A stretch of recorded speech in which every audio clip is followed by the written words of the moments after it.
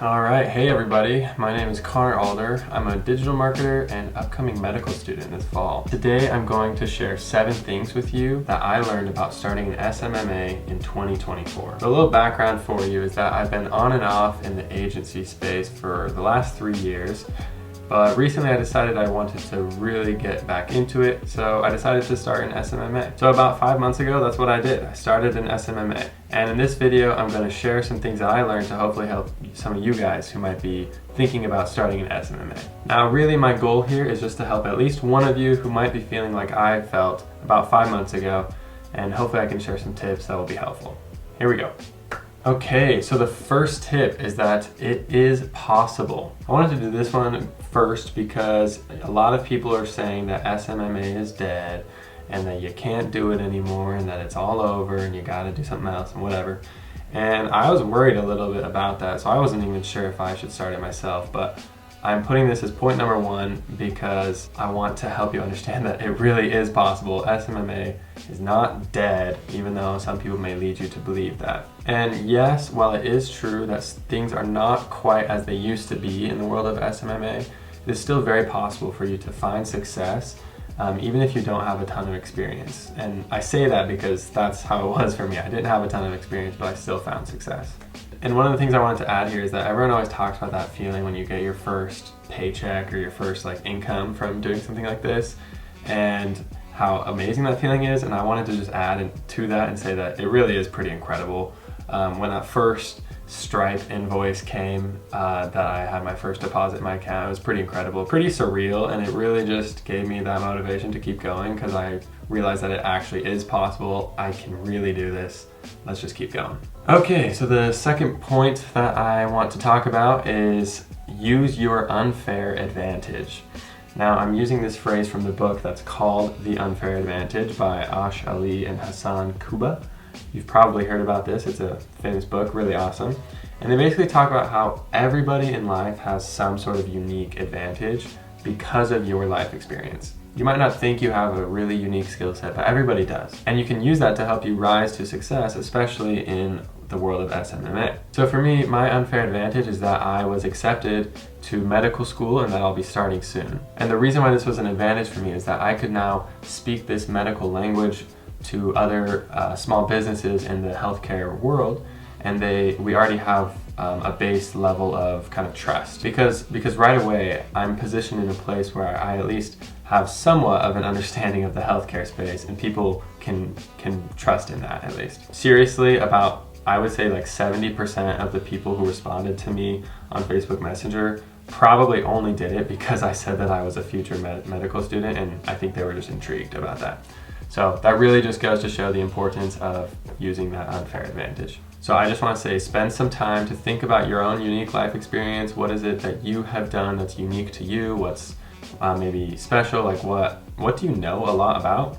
And then just roll with that. And remember, it doesn't mean that you're an expert at something, it just means that you have experience in something. The third thing that I learned on my journey is that Facebook is a great platform for finding clients. This is the only platform that I use from all of my cold outreach, and honestly, it works pretty well. I think as far as cold outreach goes, it's about as good as it can get if you're trying to do it lean.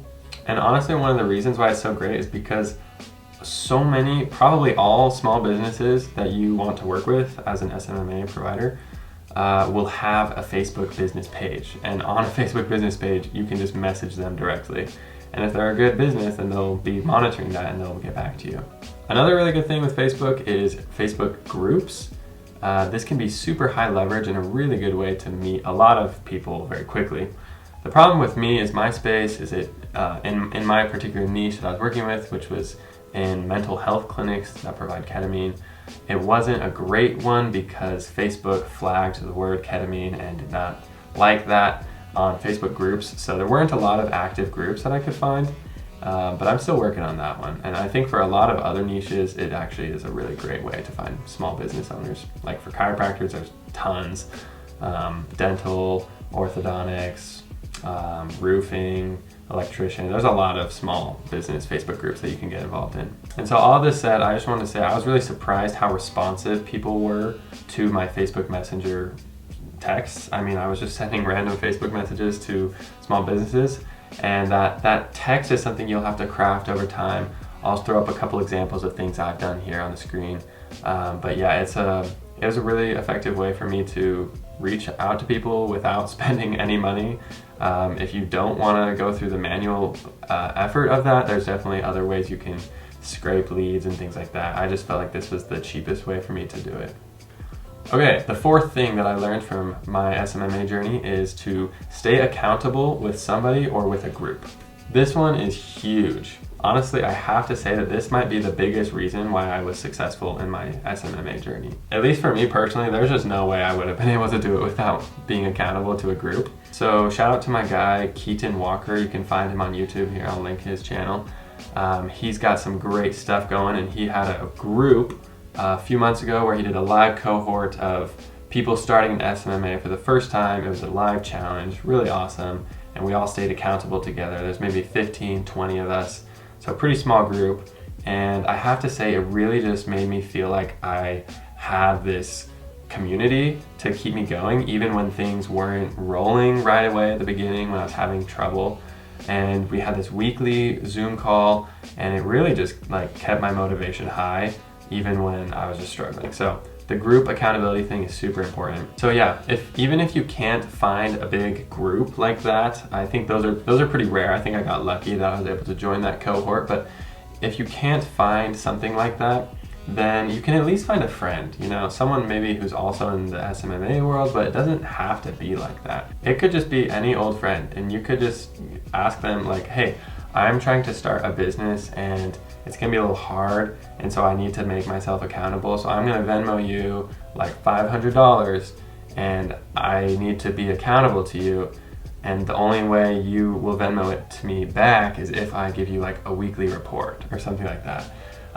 Then you have some skin in the game, and your friend will help you help you stay accountable. Okay, the number 5 thing that I learned from SMMA is to sell the solution, not the methods. Okay, so something I learned early on was that business owners have a varying level of tech savviness or a varying level of how hands-on they are with their business. So what that means is that you might be speaking a lot of jargon to them and they just don't even care. They might not want to know the nitty-gritty details about how your Facebook ads are going to target the right people and get the right people on their ads. They might not care about the details of SEO. They might not care about the details of your email drip campaign or your automations and your funnels and whatever. Like, some of that stuff will just go right over their heads and they don't care. But for some people, they do want to hear a little bit of that. So what I learned is you really just have to start with the solution, like what are you giving to these people? And in my case, it was more patients coming into their door in their clinic. And for most of you in that space, that's kind of what you're offering, you know, more leads, more people coming into their business. So you start there, and then if they have more questions, you know, you can kind of gauge the room hopefully and tell them a little bit about your methods and how you're going to do it. But don't get too much into it unless they're really asking you more follow-up questions, because most of the time they just don't care and it's not going to help you. So this is the lesson I kind of learned the hard way with one of my very first potential clients. I was really focused on selling them the benefits of AI and how I was going to use AI to optimize everything in their workflows. And they were interested in that, but I did not really talk about the solution of how it was actually going to bring in more patients to their clinic. And because of that, they just kind of stayed on the hook for a long time and we never really closed the deal. And so that was something I kind of learned the hard way. Just don't focus too much on the methods. Really keep the big picture, the solution in mind, and that'll be better for you. The 6th thing that I learned on my journey is that you should do the appointment setting yourself if possible. I've learned that sometimes people say they're going to follow up with leads and they just don't. And so and even if they do, sometimes you just don't know how they're doing it. And it's really hard to keep tabs on what's happening to the leads if you just pass them on to the small business owner or the marketing person in that company, whatever, and you just pass on the leads and you let them follow up with the leads. If you do that, it is a little easier for yourself, but it's just really hard in the long run to follow up with what is happening to those leads. You have no idea what the conversation is like. You don't know if the person is saying the right things, and it's just hard for you to be helpful when you're only giving them leads. So If you set that expectation from the get-go that you're only going to give them leads, then that could work. But from my experience, I did lose one of my clients after a few months from that situation because I was giving them leads, and they were following up, but it was really hard for me to track what was happening with those leads, even though I was producing leads for them. And overall, it did not produce good results, and we had to part ways, unfortunately. And so looking back on that experience, I just really wish I would have started from the beginning with my own follow-up automations. And I wish I had been a little more hands-on so I could really see what was going wrong and troubleshoot a little better and ultimately help out their business in a better way. And another thing, looking back, what I really should have done is just integrated them into my high-level account so that they could use that software and see the leads right there. Because they were actually just doing it on a Google Sheet, which is really funny. I don't know why I didn't think about this, but I should have really integrated them into the software. Number one, because it would just be easier for them to track all the leads and we'd all be on the same page. But number two, it would also be helpful because then it's a little more sticky for them to stay with me. It's a little more likely that they'd actually have stayed with me instead of us parting ways, because they would have already been using that software and they would have been accustomed to it and they wouldn't want to lose, that convenience of it and everything. So yeah, I should have done that. Because honestly, high level is just such a really easy way to track leads, do it all in one place, all your automations, everything. And if you haven't heard of it yet, I do have a little free trial link for you in the description. 14 days free trial. You should really check out the software. It is awesome. It is a really honestly best bang for your buck software if you're trying to get into SMMA. It's what I used, and I'd recommend it for sure to give it a shot. Okay, and the number 7 thing that I learned from my SMMA journey is to give yourself 3 months before you quit. I think this is the magic number. I think if you commit to something for 3 months and really give it a shot, I think that's enough time to really get things going. This is what I did for Keaton's challenge. It was a 90-day challenge, and it worked great for me. I saw success definitely before the 90 days. I think I had my first, I started in mid-December, and then I got my first call within 2 weeks. And then I got my first client on January 16th, which was about 1 month after I had started. So it took me about a month to get a paying client, which is pretty crazy that you can go from 0 experience to a paying client in a month about. But I think committing to that whole 3 months is a really good mindset thing, because it might take you a little more than a month, or it might be shorter. But committing to that 3 months I think that's kind of the secret sauce, the right number, so that you can stay involved and just not give up before you even have a chance. Okay guys, that is my 7 tips on things that I've learned from starting an SMMA in 2024. I hope this was helpful for you. If I could go back in time 5 months and tell myself these 7 things, I think I really would have saved myself some hassle. I might have saved a few clients, and I think it would have really been helpful. So I hope this helps some of you guys, and yeah, be sure to check out a few more videos on the channel about how to get your SMMA up and going. See ya.